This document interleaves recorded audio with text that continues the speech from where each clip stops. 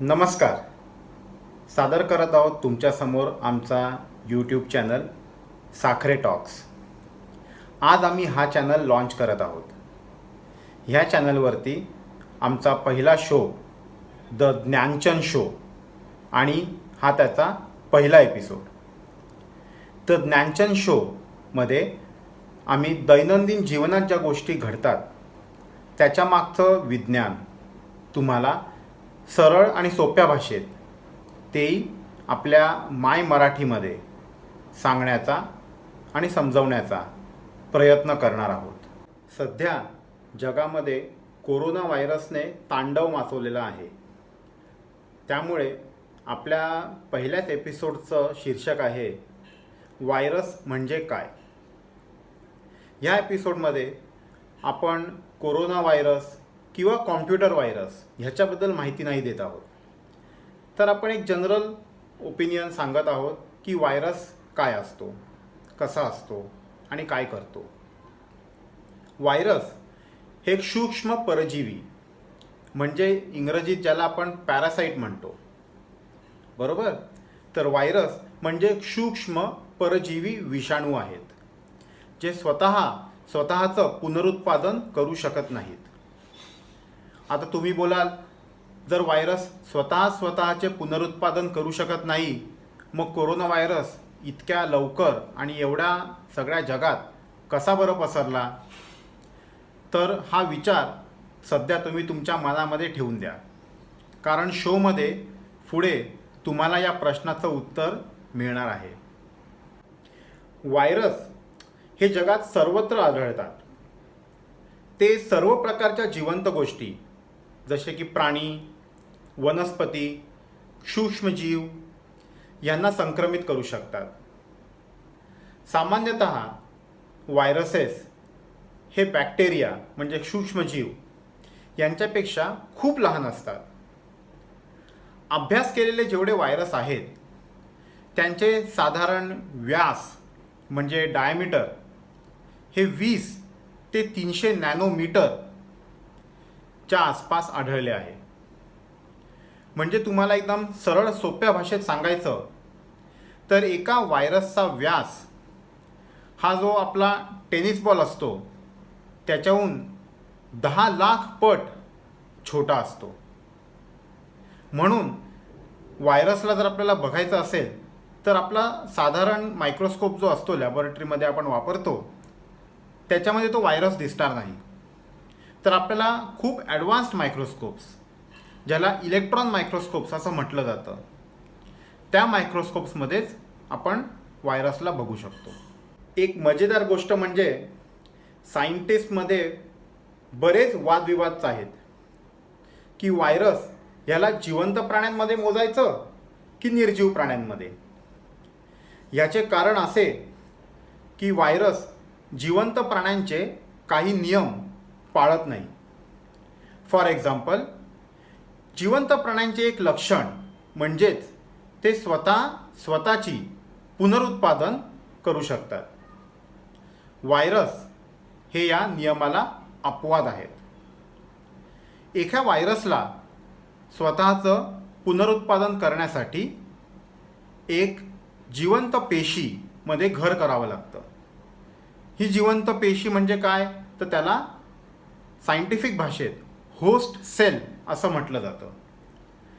ही जिवंत पेशी कुठनं मिळते तर व्हायरस ज्या जिवंत प्राण्याला संक्रमित करतो त्याच्या पेशी म्हणजेच ह्या जिवंत पेशी. एकदा का व्हायरसने त्या जिवंत पेशीमध्ये संक्रमित केलं, स्वतःचं घर केलं की तो त्या पेशीमधली साधने वापरून स्वतःच्या कॉपीज बनवायला सुरुवात करतो. तुम्ही रजनीकांतचा खूप गाजलेला चित्रपट रोबो बघितला असेल. त्याच्या क्लायमॅक्समध्ये तो रोबो स्वतःच्या खूप लाखो कॉपीज बनवतो. पण तो रोबो काही जिवंत आहे का आपल्यासारखा नाही, पण तरी त्याने स्वतःच्या कॉपीज बनवल्या. हा व्हायरस पण तसंच आहे. त्या जिवंत पेशीमध्ये तशाच तो स्वतःच्या कॉपीज बनवतो. मग त्या कॉपीज बनल्यानंतर तो दुसऱ्या अजून पेशींमध्ये संक्रमित करतो स्वतःला. असं करत करत तो शरीरात सगळीकडे पसरून जातो. आणि नंतर जे शरीरातले द्रव्य असतात, जसं की घाम, थुकी, शेंबूड, याच्यातून तो नंतर दुसऱ्या जिवंत प्राण्यांमध्ये स्वतःला संक्रमित करू शकतो. सामान्यतः कुठल्याही व्हायरसमध्ये 2 प्रमुख घटक असतात. ते म्हणजे न्यूक्लिक ॲसिडने भरलेला गाभा आणि त्याच्यावरती प्रोटीनचे आवरण. कधीकधी त्या प्रोटीनच्या आवरणाच्या बाहेर अजून एक प्रोटीनचं आवरण असू शकतं. आता तुम्ही बोलाल, प्रोटीनपर्यंत ठीक आहे, पण ही न्यूक्लिक ॲसिड काय भानगड आहे? तर आपण एकदम सोप्या भाषेत सांगायचा प्रयत्न करूया. आपण सगळे मोबाईल वापरतो आणि त्याच्यामध्ये बरेच ॲप डाउनलोड करतो. आता एखादी ॲप कशी दिसेल, काय काम करेल, कुठल्या कमांडवरती काय रिस्पॉन्स देईल, हे सर्व कोण ठरवतं?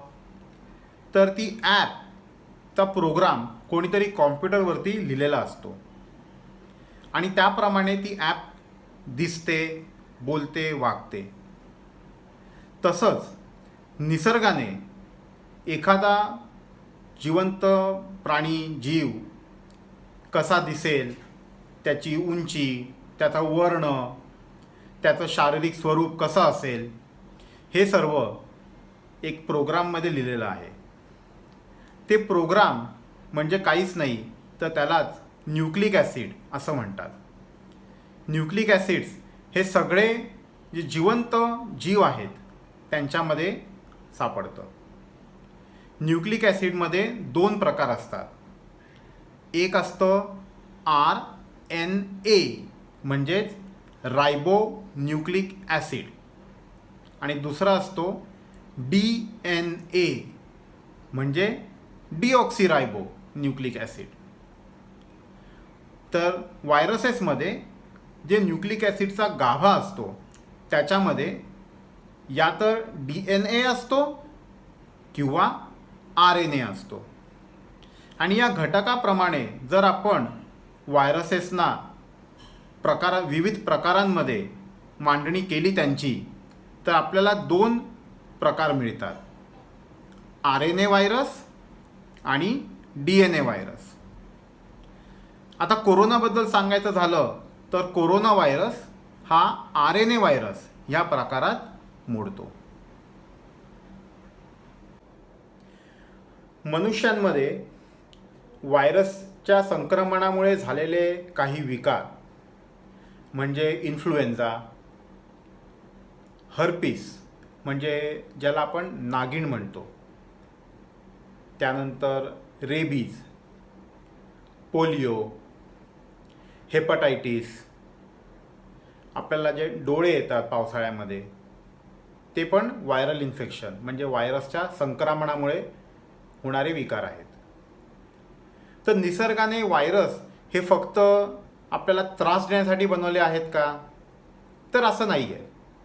आपल्याला व्हायरसेसमुळे होणारे विकार माहिती आहेत, कारण ते आपल्याला त्रास देऊन जातात. पण सायंटिस्ट जे वैज्ञानिक आहेत ते व्हायरसेसचा उपयोग करून बरेच चांगले शोध लावतात. औषधं बनवण्यामध्ये आणि एकंदर आपलं राहणीमान वाढवण्यामध्ये हे शोध आपली मदत करतात. आणि हे सगळं जर मला तुम्हाला सांगायचं असेल तर आपल्याला एक पूर्ण नवीन एपिसोड शूट करावा लागेल. तर व्हायरसेसमुळे होणारे फायदे हे आपण एका दुसऱ्या एपिसोडमध्ये त्याच्यावरती बोलूया. आता काही महत्त्वाचे तथ्य जे आपल्याला सर्वांना माहीत असले पाहिजे. व्हायरसेस दरवाजांच्या कड्या, मोबाईलचा कीपॅड, स्क्रीन, रिमोट कंट्रोलचा कीपॅड यांच्यावर किती काळ जिवंत राहू शकतात? तर या प्रश्नाची अनेक उत्तरं असू शकतात. व्हायरस एखाद्या वस्तूवरती किती काळ जिवंत राहील हे तिकडच्या पर्यावरणाची स्थिती याच्यावरती अवलंबून असू शकतं. सर्वसाधारणपणे अशा वस्तू ज्यांचे पृष्ठभाग म्हणजे सरफेसेस टणक असतात, जसं की धातू, प्लास्टिक, यांच्यावरती व्हायरसेस जास्त काळ जिवंत राहू शकतात. त्या मानाने ज्या वस्तूचे पृष्ठभाग मऊ असतात, जसे की कापड, यांच्यावरती व्हायरसेस तेवढा जास्त काळ टिकून राहू शकत नाही जिवंत. असे ठिकाण जिकडचं आर्द्रता, तापमान किंवा सूर्यप्रकाश कमी असतो, अशा ठिकाणी व्हायरसेस जास्त काळ जिवंत राहू शकतात. व्हायरसेस विरुद्ध सर्वोत्तम संरक्षण म्हणजे साबणाने वारंवार आपले हात धुवत राहणे आणि वस्तूंना अल्कोहोलयुक्त जंतुनाशकाने पुसणे आणि स्वतःला स्वच्छ ठेवणे हे खूप महत्त्वाचे. सध्या आपण सगळे कोरोना व्हायरसच्या विरुद्ध हा लढा देत आहोत, तर आपण सर्वांनी स्वतःची काळजी घ्यावी. आवश्यकता नसेल तर घराबाहेर पडू नये. सोशल डिस्टन्सिंगला नेमाने पाळावे. हात वारंवार धुवायचे आणि मास्क हे आपल्या गणवेश असंच धरून चालायचे.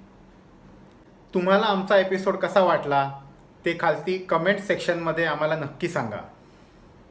आमच्या चॅनलला सबस्क्राईब करा. तुमच्या मित्रमैत्रिणी, कुटुंबीय यांनासुद्धा आवर्जून आमच्या चॅनलला सबस्क्राईब करायला सांगा. तुम्हाला जर आमचा एपिसोड आवडला असेल तर खालती लाईकचं बटन आहे, त्याला क्लिक करा. नोटिफिकेशनची जी बेल आहे त्याला जर तुम्ही क्लिक केलं तर जेव्हा पण आम्ही नवीन एपिसोड सादर करू त्याचं नोटिफिकेशन तुम्हाला मिळेल. आमच्या चॅनलला बघितल्याबद्दल आणि या एपिसोडला बघितल्याबद्दल धन्यवाद. पुढचा एपिसोड आम्ही येणाऱ्या वीकेंडला घेऊन येत आहोत. तर पुन्हा भेटूया पुढच्या वीकेंडला. धन्यवाद.